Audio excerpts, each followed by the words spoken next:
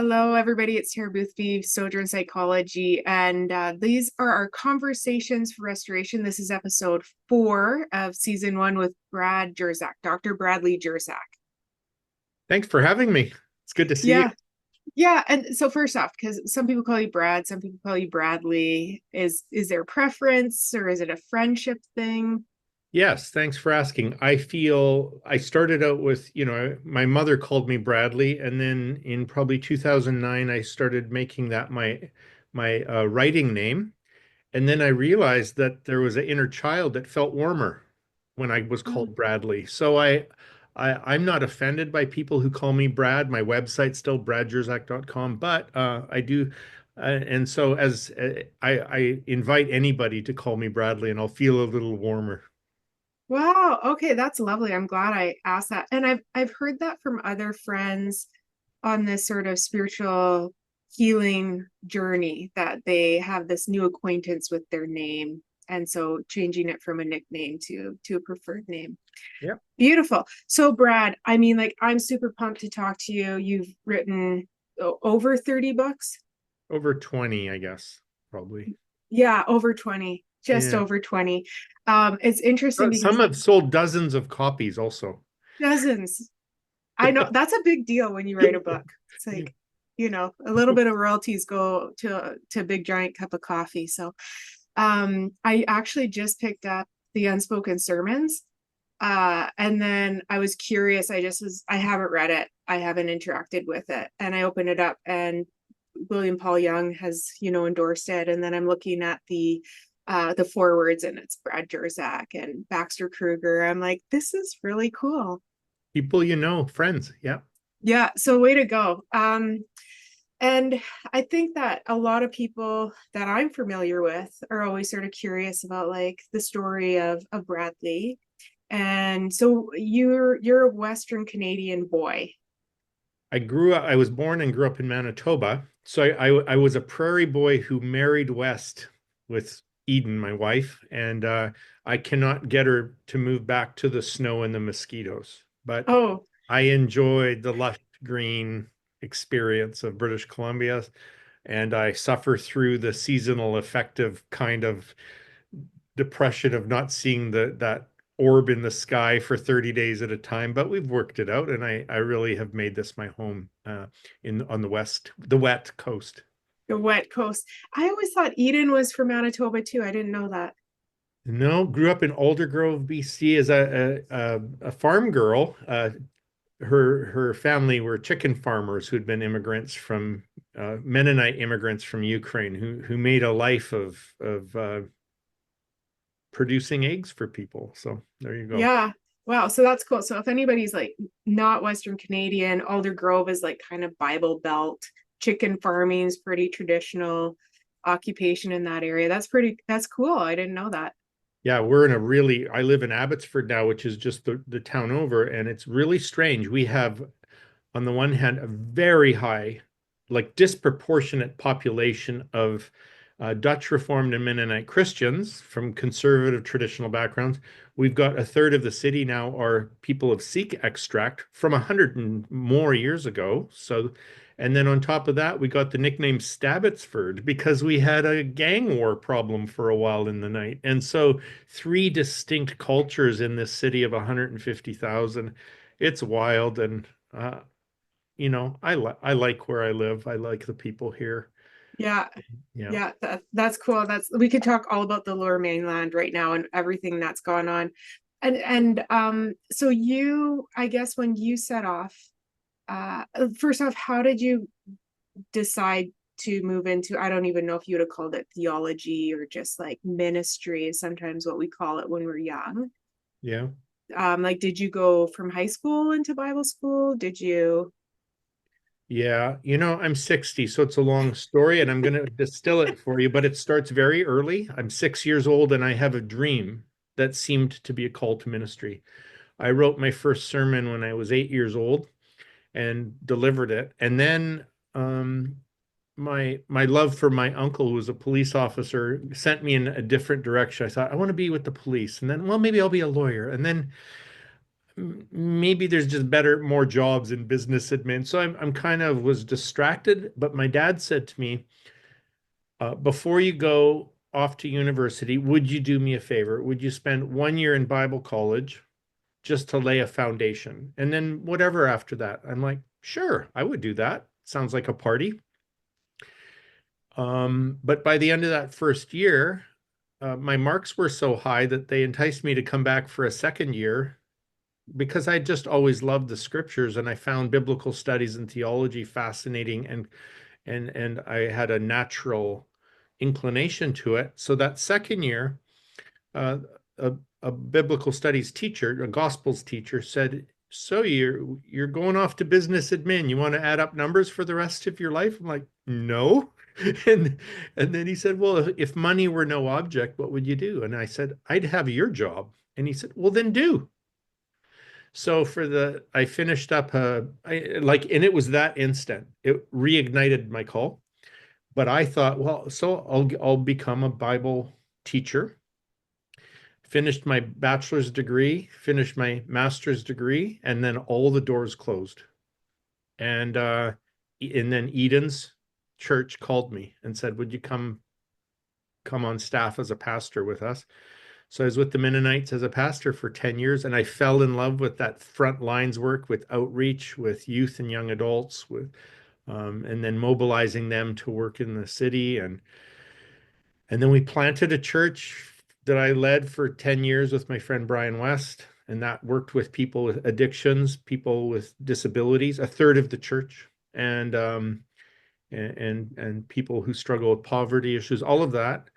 So I ended up like pastoring for 20 years before like really crashing quite badly in 2008 and licking my wounds doing a PhD. By the end of that, I got to be a Bible teacher. and and I've been doing Bible and theology teaching at a university ever since, which would be since fall of 2012. Yeah. I think that's interesting. And it's kind of, it's nice for some of us to hear, right? That you'd say after 2008, after you did your PhD, then I became a Bible teacher. And that's really nice for some people to hear, Dr. Bradley Jersak say. Oh, I think it's important because I realized I didn't know the questions. If I had gone right from my MA into PhD work and then teaching, well, what am I teaching them? I've come out of high school and done 4 years of Bible college, but now, like, um, after 20 years of pastoring, I could have a little compassion on people and realize all my answers didn't matter so much, and that I was starting to catch wind of what the real questions are that I had. And it was the pursuit of coming to peace in my own heart that then makes me feel like maybe I do have some things I can share, or better, Mm-hmm. as a teacher, I'll be a better asker than a teller. So that I think that matters. Yeah. Yeah. Yeah. And what feels like a door, after your master's, it feels like a door. And then we get further along and we realize these sorts of things, these spiritual epiphanies, and leading into some of the conversation about the benefits of discovering God is loving on our mental health. Yeah. And so Yeah. you're alluding to this important conversation. That's true. In fact, when I finished my MA, a friend of mine just this morning sent me a photo of my master's thesis in the library at the college, that the foundation of which was a God who is angry, who needs his wrath appeased by the sacrifice of his son. I've renounced what I wrote in that thesis. I kept the degree, but to see that, I said, "Would you do me a favor? Take it out of the shelf and then put it back in the shelf with the spine facing to the back so people don't read it." Um, or but really, what's going on there? Well, I completed 6 years of Bible and theology education with the conclusion that God is angry and needs his wrath appeased. But that's so damaging. That causes, I think we could say that there is a genuine diagnosis now of religious PTSD, and it's partly rooted in experience, but also partly rooted in indoctrination of that type. That's really bad for your mental and emotional health. If you think Totally. he's mad and he needs someone to be punished, and even if you believe he punished his son instead of you, how do you feel about that? um, it Yeah. that's weird, and yeah, I think it's foreign to the gospel, frankly. But it became the thing for a long time. Yeah, the thing for the long time. And I totally agree because that's from an attachment perspective. And I am not um, shy to say that I was outside the gates of the church for a long time and I stumbled into attachment theory. And that's really where I found God's love and eventually could identify it as Jesus again. Yeah. Because in attachment theory, it's like parenting consistency, leading with love, correction within love as often as possible. Now, people, we can't always do that. But a God who holds lightning bolts in one hand and unconditional love in the other hand is disorganizing. That will discombobulate you. And put you into double binds. And you cannot have security. There's no security with leadership that it will either smite you or like cover you with kisses. It's like there's the inconsistency of that old view of violence and love. Sometimes within the same worship set, which was just reflecting maybe some of them coming from their homes where they'd experienced that with a toxic parenting Yeah. situation. But I would see this even in worship sets, as a worship leader would put together their song set. There would be parts of it where, like, we're very small and we humble ourselves, and you're the king on his big throne, and you're really great. Oh, and now we're and you're mighty and you're powerful, and oh, but now I'm supposed to crawl up in your lap and you're going to cuddle me and you kiss me, and then we bring a gospel of your sin has separated you from God, and you are totally depraved, and like, so I think the toxic images of God also generate in us a toxic image of humanity and of ourselves. a, a billion In the percent. choir, aren't I, Tara? You see this all the time Yeah, in it's and both. Like yeah. my view of God is informed by my experience of earthly authority, and my view of earthly authority is informed by my view of God. Is my One of my good friends is a writer, and he shared a book with me that he hasn't published yet. He writes fiction, and he tells this story about this little boy in church, and the boy's looking at a picture of Jesus holding this rod. And so he talks to the Sunday school teacher about like when Jesus is going to beat the children because you spare the rod, you spoil the child. Mm. And it's this painful story of this child trying to make sense of, well, when is Jesus going to start hitting people with his staff?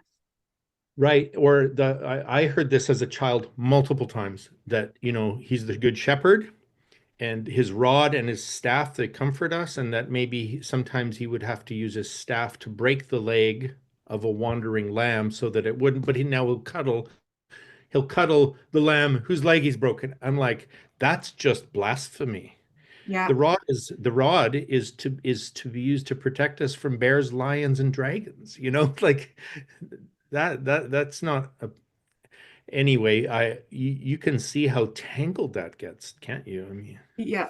The tanglement, and it doesn't sit well with us. So this is some of that, like, how do like that longing, and there's so much longing in Christians right now. There's this theme of Christians coming into psychology offices trying to make sense of these strange conflicting messages because it feels unnatural. yeah. Yeah, and so much then to unlearn. I do want to say that there can be a range of these kind of toxic images of God. One is punitive, but there's also, like, because of what you know in attachment theory, there can also be the God who's abandoned you, like the deadbeat dad, the one who's left his family, the one who wasn't there for you and so that God, it's not like you're feeling like he's over your shoulder ready to pounce and punish. It's just like gone, and the sense of abandonment in that. And then I also often talk about this other image of God that you can manipulate through, if you pray right, worship right. It's the fairy godmother, it's the genie in the lantern, it's the doting grandpa, and if I just suck up to him in the right way, I can manipulate outcomes until you find out you can't, and then you're just disillusioned and Yeah. disappointed. Yeah. Yeah. And sometimes we call it when things are imbalanced through an attachment lens, the symbol of attachment is either mean, weak, or gone. And Yes. so there's those things. And sometimes I call the weak one because I mean, weak is always interesting with God, but in parenting, I'll call it like the octopus parent.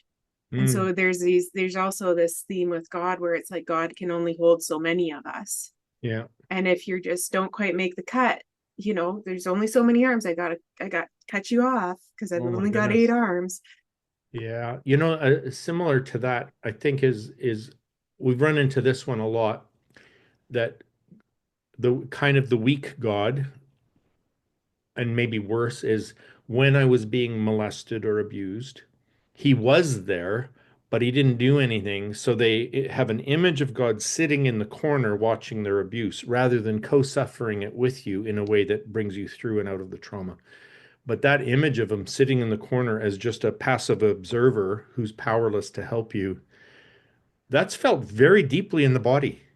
Mm-hmm. And I've not seen a way to get through that except through an encounter with Jesus, who then shows you that's not what he was doing, that's not what he was feeling, and they're like, well, then what were you doing? And then they begin to have a revelation of. Uh, Yeah. so that's a spiritual aspect of it that I think even outside of the Christian realm, there's really good therapists who have similar approaches. Like if your best friend was there, what would your best friend be doing? And can you connect with that best friend in you now in the Yeah. context of that memory? And psychology is great for this pain and people who are trying to endure healing. Good. Go get some mental health support. But I think too, Brad, and this is where I'm hoping to inspire some of us is like the stories. I know my story of like whatever felt like the distant the distance between me and God or the distance between me and the church. Yeah. And for you around 2008 when you crashed, like you processed like and you wrote her gates right around then too, right? From Like bed. so I From mean I like wrote it from hell is where yeah. I wrote from. So you wrote the book about hell from hell. Yes. You're going through everything and here you are years later saying all the pain of processing my relationship with God through that space. And I had to come back to a place where, or I got to, or however you would say it, I got to come back to a place where my ultimate healing was also a spiritual healing. Yes. Yeah. So, and that involved a few things. So, one is I don't know why it was the way it was for me as opposed to others' journey. So, let's just say this isn't a one size fits all, but this is what happened to me. I never felt distance from God in that period. I felt angry at God. I questioned the goodness of God, but I would say I only felt absence in the sense he wouldn't do anything, like to help especially people who are struggling, and I felt like I have to rescue them because he won't. That's Messiah complex. It's codependency on crack, and but the advantage there was while I was struggling, I felt like I was wrestling with God, not absent from God, and that there was a level of trust, I would say, that my tradition had built into me, that I could trust God to handle me yelling at him, and like that the kind of wrestling you see in the Old Testament scriptures, Abraham or Jacob or David or some of these folks, and arguing with God didn't put the relationship on the line. I instinctively knew that, but I couldn't do this on my own. Mm-hmm. Absolutely not. So beautifully, I began seeing a spiritual director who was very wise, non-judgmental listener, who led me to accept what is. Like, I'm like, what if it all blows up? Because what if it does? What if it all comes apart? What if it does? What and it was so I had him, and then simultaneously I had a woman who she was a tequila addict um, for at the time 15 years sober. Now it must be over 30 years, 35 years sober, whatever. Um, and she came to me and she says, dude, you are unraveling. You need to get in a program. And I'm like, well, what kind of program? She said, well, first of all, you're a management addict and you want to control everybody else's joy, sorrow, and choices, and it's killing you. And now you're acting out in addictions. And she said, you need the 12 steps. So she became my first sponsor. So I had Wow. a 12-step sponsor and a spiritual director simultaneously as I'm unraveling, as I'm resigned from the church, as I'm harming others around me in my lashing out. And then on top of that, I can really say this with utter confidence. Unlike some churches that maybe would kick you when you're down, our little band of people had spent 10 years learning and preparing for me to crash. They Mm, knew how to care for me. So I did have community. And then most profoundly, I had my wife who yeah. she had to step in as the pastor of the church in my place to bring healing to them. And she had to tend me and lest I self-harm and I can say that my great crash was a great contribution to her sainthood. Like it was came at a great cost for her. And you know, my contribution was the affliction that she bore. So all of that to say is in the midst of that, I came to meet a more Christ-like God. Hmm. Yeah. The one who is not the punisher, the one who is not going to take me out because I screwed up, and one who won't kick me when I'm down. And I met him through those people. Yeah. I really believe other than the inner healing work that I do internally, it's the embodiment of people imaging God in the world that they became the face of God to me. Yeah. I love that. And I think it's, again, either our God is bigger, stronger, wiser, and kind, or our definition of God is broken.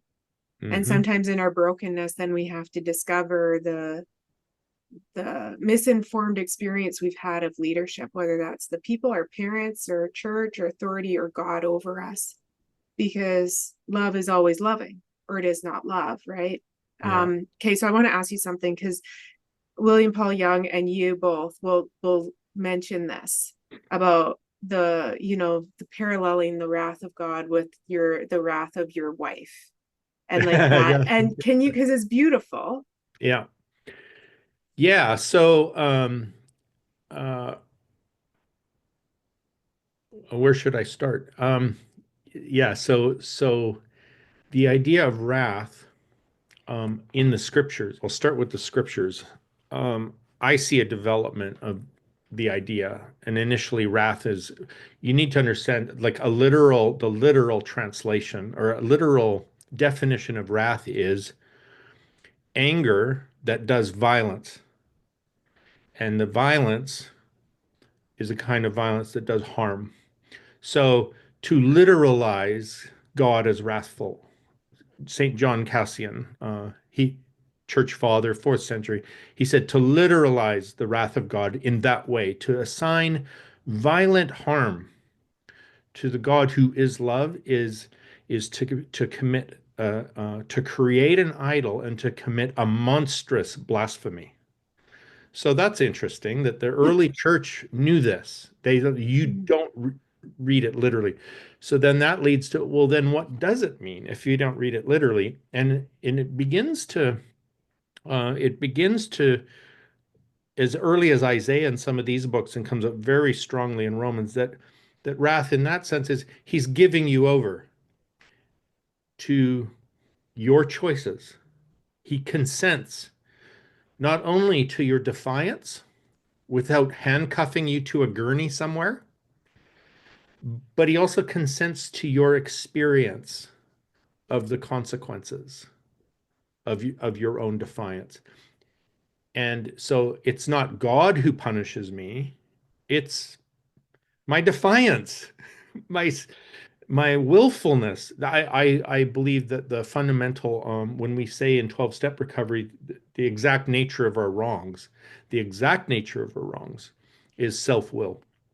And God has, he consents to that. I don't mean he allows it sometimes, as in he ticks off that check for some. No, in completely, the human race is allowed to be defiant, and that comes at a terrible cost, not only consequences to me, but consequences to other, and it's terrible.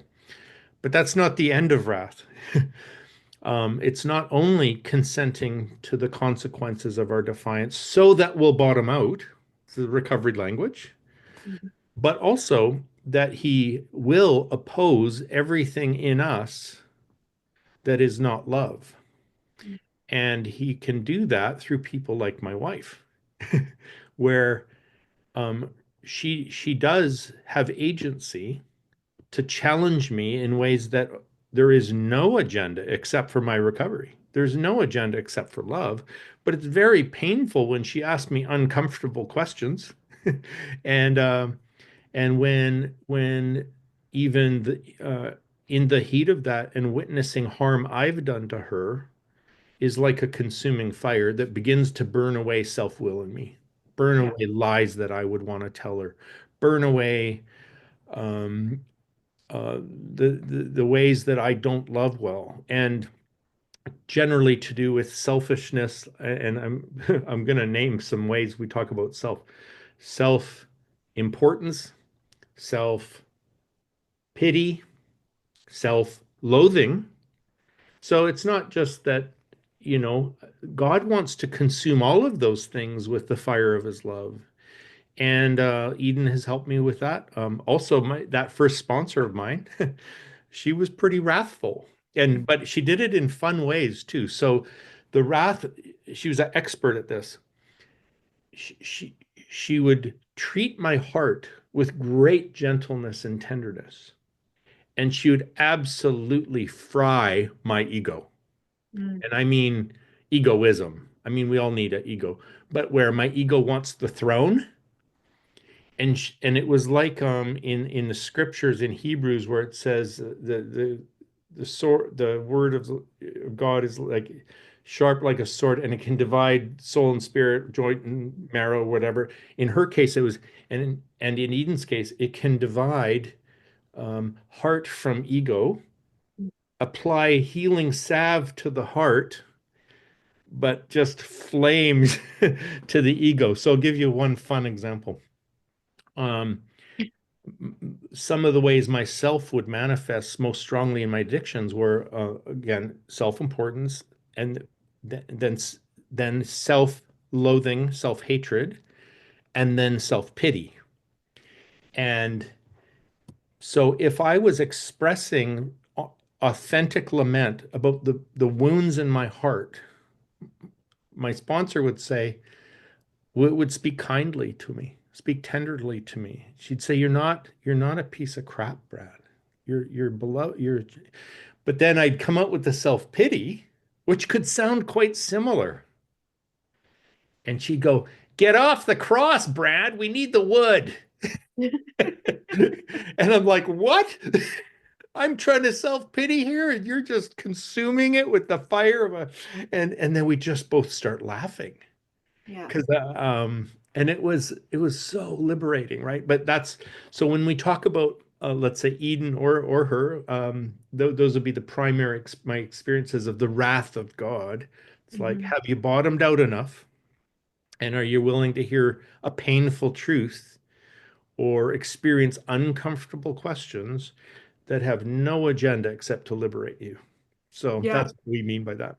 And being teachable too. Like, so there's some notes of accountability, being teachable from a, and the mentoring people that come alongside us who, whenever possible, like following our needs, like you said, take care of my heart, but then whenever necessary, take charge. Like Mhm. we have ego. We pop out into our automatic, well, I'll call defaults, but like our neural pathway wants to go the Yep. easiest route. And that Yep. is addiction, whatever we're addicted to, Yep. workaholism. Yep. And it's interesting because like as a most, I think, recovered workaholic. And you're nudging at that for yourself. I'm not inefficient. Yeah. I still have capacity to do a lot, but the healing of of bottoming out and being accountable and being refined changes the embodiment of Yeah. of of living in the life that I'm given. Yeah. Let me add one thing to that. And that I Mhm. learned very early, and it was really helpful. Probably 2008 or 9 when I started step work. My sponsor said to me, "Your your addictions are not your problem. Um, they're how you're trying to medicate your problem. What's your real problem?" Mhm. In other Mhm. words, in whatever ways we act out, um, um, we're just that's just we're diagnosing a bad medicine for ourselves to numb our way through the deeper pain. So in recovery work, we're actually looking below the addiction into what the addiction's trying to medicate and Mhm. what that pain is. And fundamentally, especially in step 4 and 5, what you do is you track it. A good handle for people to figure out what our real problem is that we're trying to numb out is you could start with a list of resentments, which, by the way, is the number one cause of relapse because resentment entitles you to act out. So you take your resentments and you write down every resentment you could possibly have towards individuals or institutions like the church, authority figures, but also people who've harmed us in the past or people we resist now. Anything like that, those kind of um, Yeah. resentments, and then for each resentment, I remember doing this list. It's 2008, in a picnic table in a park in the edge of Abbotsford, and uh, and and this dear woman saying, "Okay, do we have all the resentments now?" In each case, what were they threatening? Mhm. Were they threatening relationships? Were they threatening your reputation? Were they threatening your financial well-being? And so we would find out what the threat is, and then it's like, if I'm feeling a threat, that means I'm afraid. Let's talk about your fears. And so we would track all of my fears. I'm afraid that I'm going to be alone. I'm going to afraid Eden will leave me. I'm afraid that I'm going to be broke and living and afraid. And then we distilled those all the way to the end. It's like, I'm afraid I'm not okay. I'm not going to be okay, that I'm not okay. That I'm a not okay person. Yeah. And now we're down way into the fears. And then that's where I met God. And that was the trick that they use in recovery sometimes in step 4 and 5 is tracking from resentment to threat to fear to your bottom line fear around your fundamental personhood. That's why it's a program that works really. Like I love 12 step. Mhm. And two, like when I hear you, I'm like, okay, that totally fits with the emotionally focused work that I do. That's like Yes. parts of self work, that's spiritual direction. There's nuances there. And I love thinking about Virginia Satir is a BC theorist. She's passed away now. She's really popular in the 70s. And she wrote this pyramid or this, what do you call it, iceberg of self. And at the bottom, under everything, was the I am. Yeah. And so sometimes in my world, attachment and emotion world, we'll talk about our unmet attachment needs or unmet attachment fears. And underneath there's yearning. But then Virginia's like, under the yearning is our I am. Mm. And I'm sort of in this place where I'm like, we can do really good psychological care and it's beautiful. But the I am thing is, I mean, that's where 12 step can hit because people who have been to the rock bottom, there's more of that. Like, I need to know not just like all of the deeper parts, but what is that real I am, Yeah. that soulful place. Yeah. Mm-hmm. You could say, I mean, that this is why they use this phrase, we came to believe. Mm-hmm.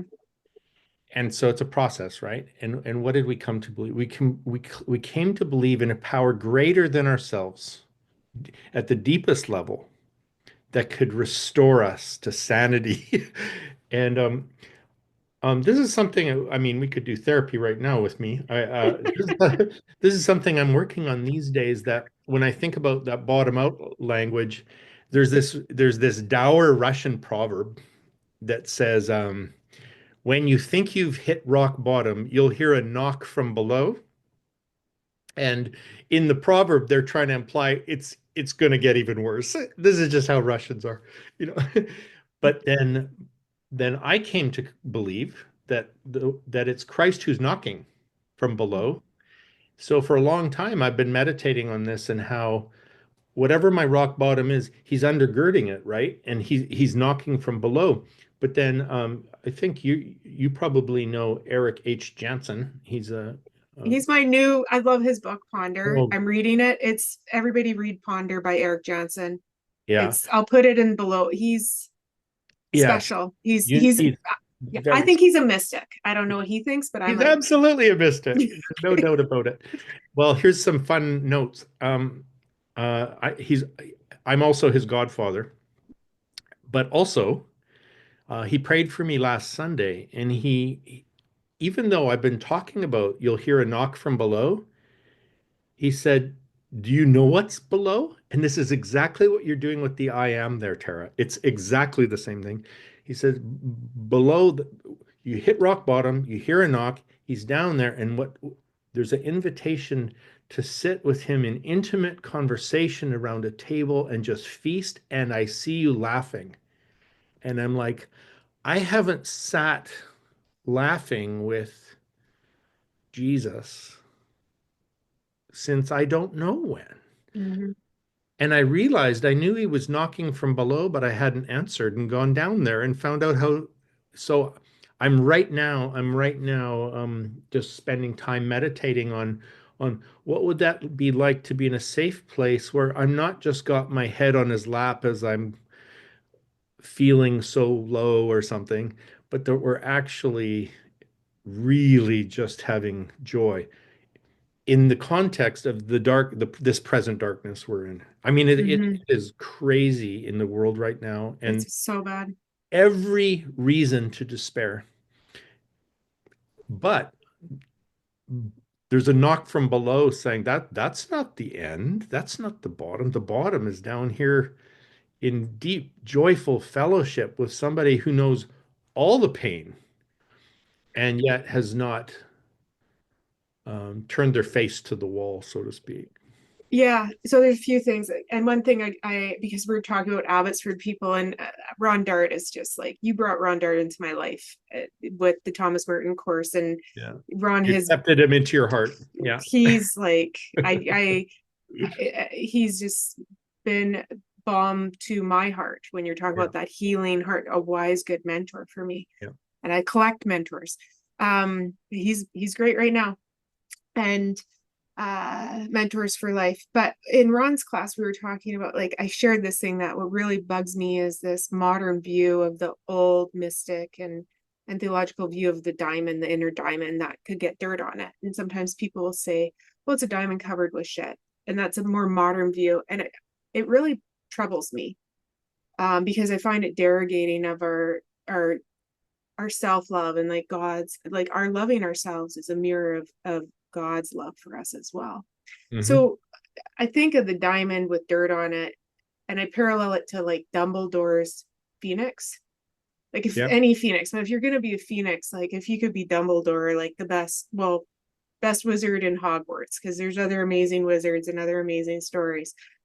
But the idea of this phoenix that has to, you think of a phoenix as life when they're out and they're doing all their phoenix things. It would be fabulous, but they have to come back like to the ash and be burnt. Yeah.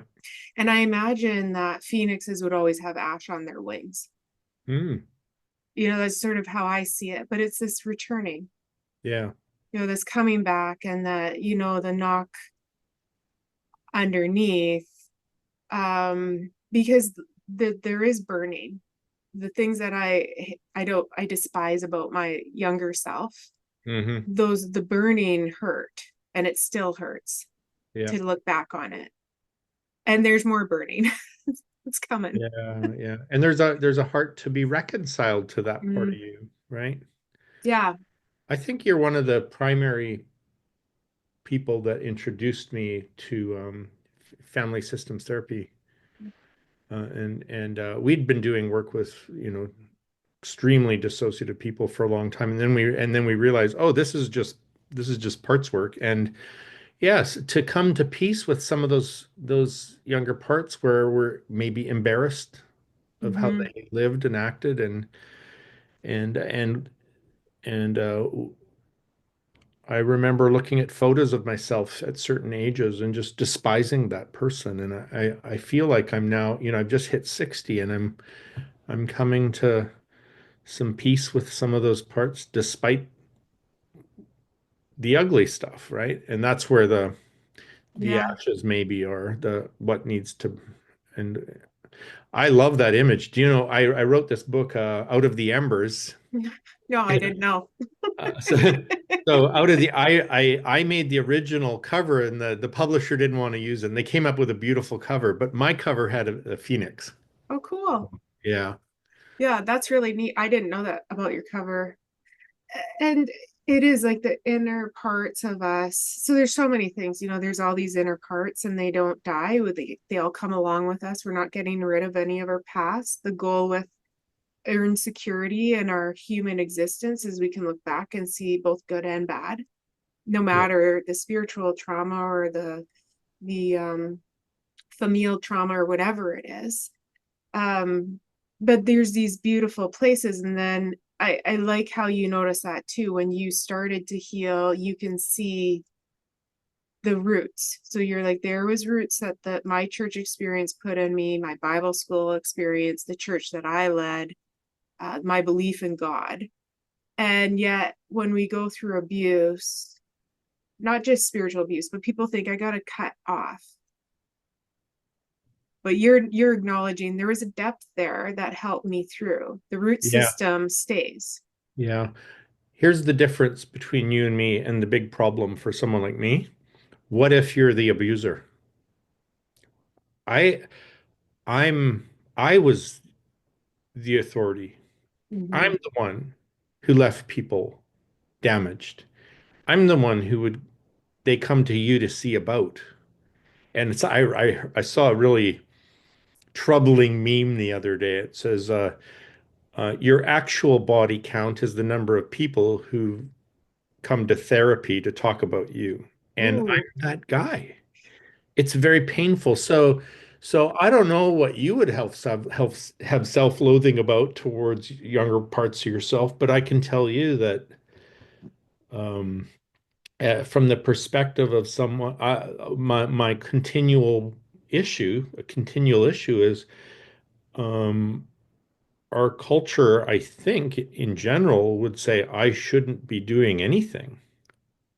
And here I am, a teacher now.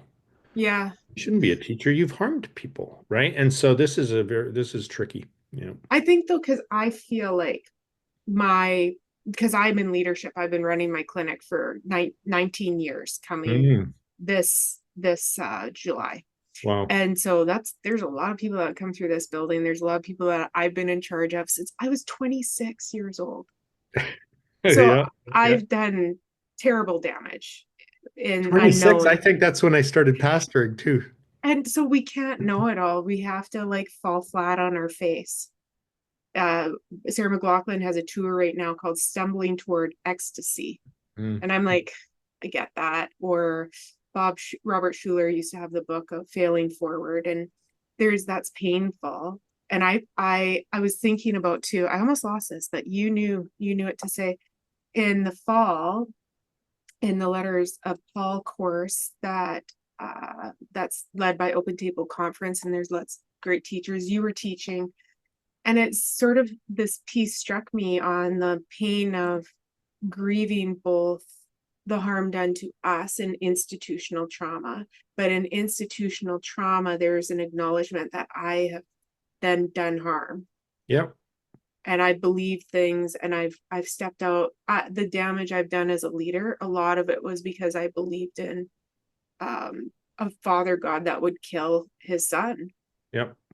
And so I'm like, well, sure, you're gonna misbehave in my opinion, then I am the boss. Yeah. And that's dangerous. It's very dangerous. It's dangerous to be in leadership or authority of any kind. I am. I'm coming to, I still, I think of a lot about when Jesus had the two of his disciples come to him, the brothers, and they wanted position and power. They had agenda, and he said, and Jesus says, basically in my movement, um,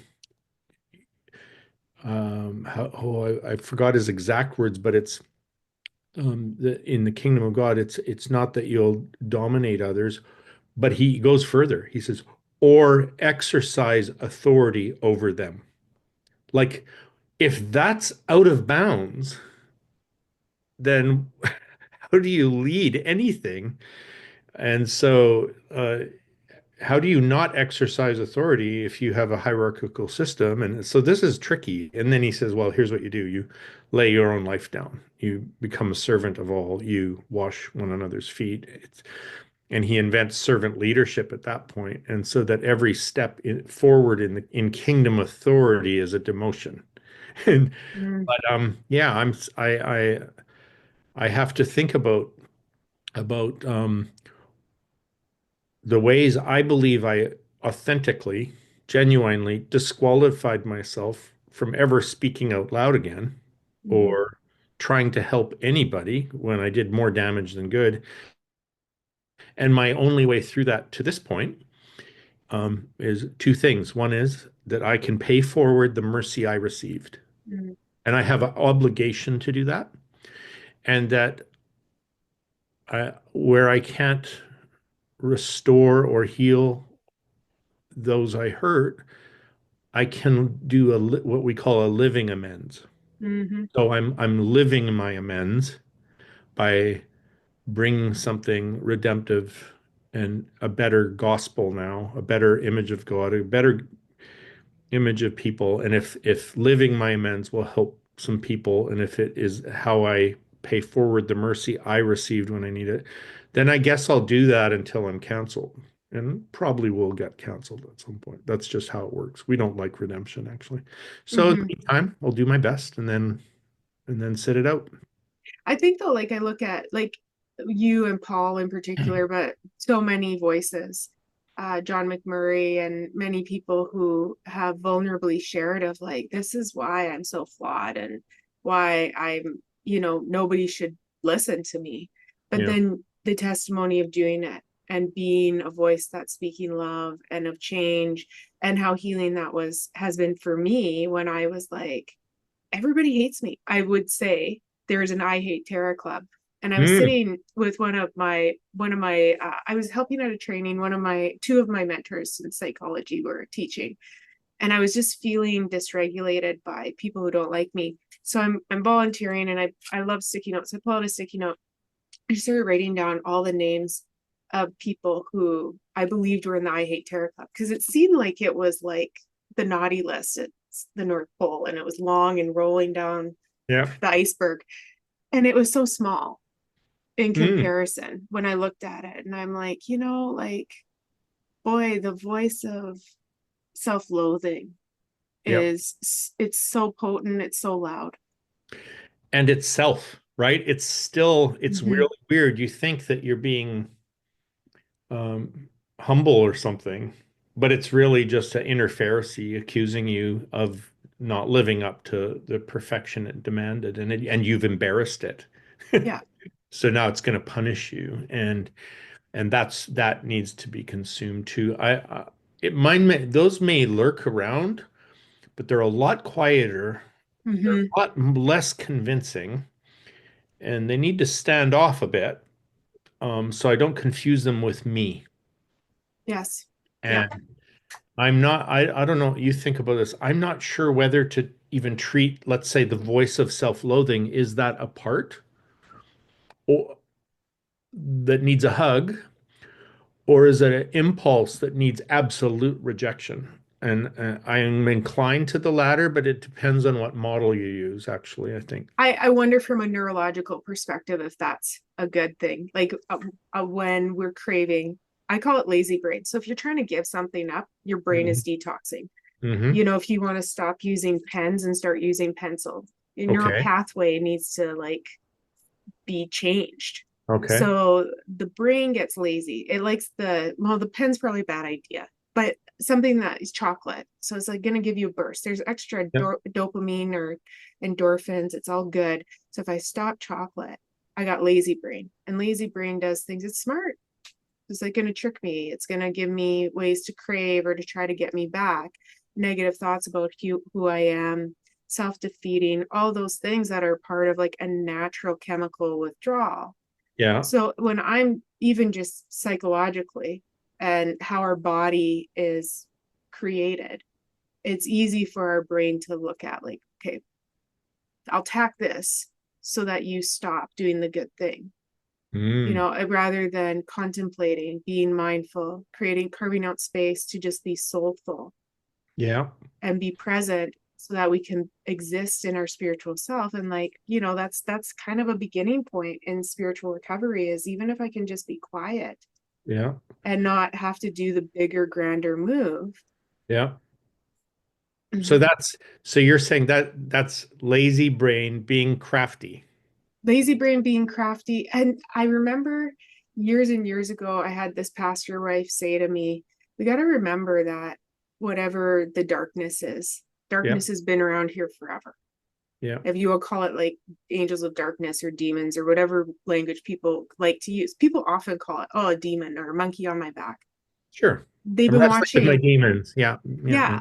yeah, uh, that observing, the all seeing eye has been there since the beginning of time, watching, Mm. seeing.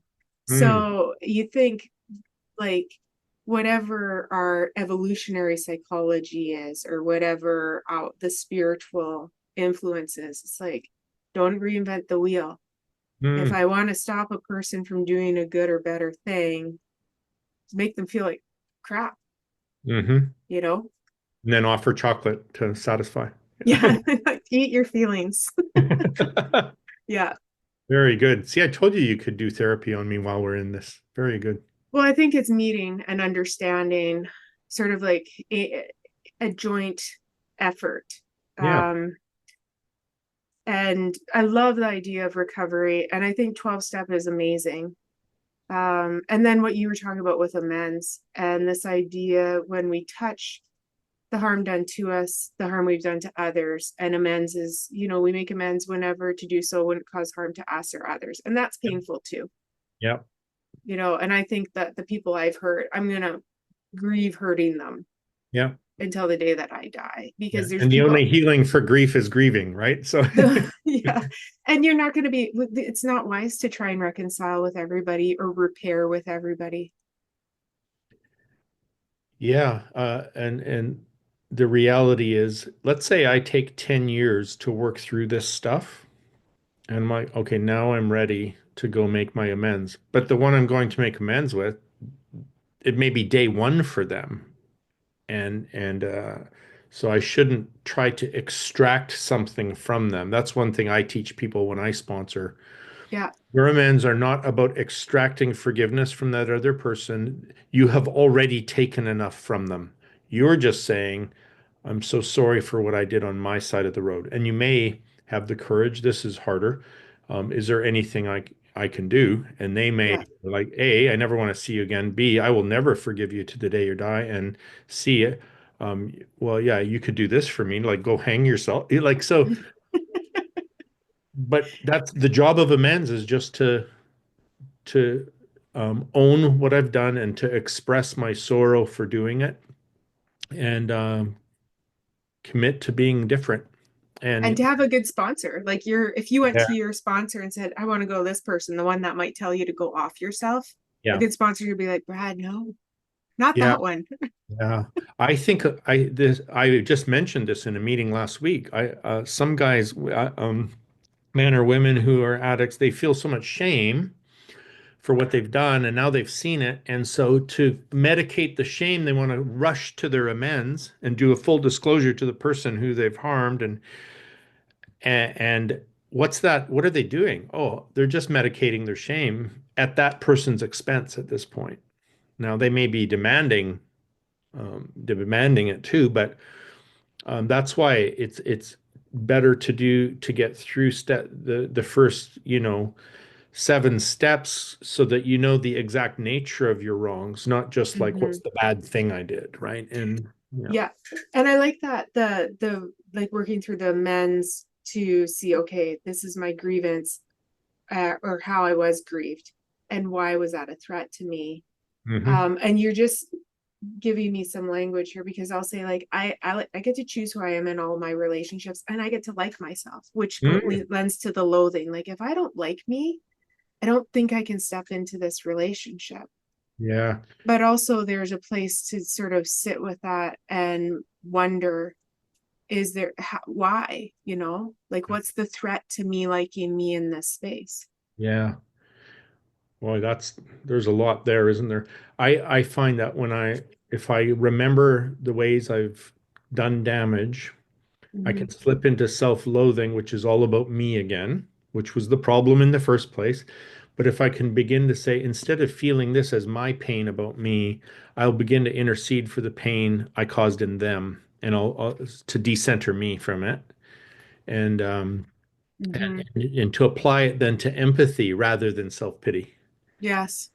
and that it's okay for me to feel that pain, but it's better to think about their pain than mine, and I can do something with that. But this Yeah. thing of not liking, I mean, that's a big deal. And I do want to say a quick story about that. I felt that so strongly in those years. And one day I went to a prayer meeting. There was it was super spiritual, everyone's doing this stupid o'clock AM prayer meetings.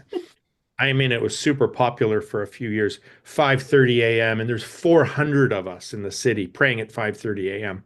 Well, I dragged myself to this and I'm sitting at the back and I tell God this: I understand that you love me. You are love. That's your nature. You don't have a choice. But I do not believe at all that you like me. I don't like me. I am so unlikable, and I don't believe you like me. And then immediately a guy is standing in front of me, and I realized I'd seen him earlier. So it means he'd been working his way through 400 people to get to me. So he's already started walking to me before I prayed this. And he's standing in front of me and he says, Brad, that's what he called me at the time. Brad, um, this might sound crazy, but it felt really important. God wanted me to say this to you. I like you. And I'm like, okay, thanks, God. Um, I'm glad you do because I don't yet. But to believe that maybe God even likes you could be the beginning of you liking you. And I think that's Yeah. a Yeah. That's yeah. And that we're loved, lovable, and loving. And that's like that we're lovable and loving. And so there's all these pieces to move forward in our preciousness, our flight of the phoenix. yeah, yeah. Um, so this is great. So anything, I guess here we are in all this beautiful conversation. Any sort of final word that you'd like to say before we wind things down?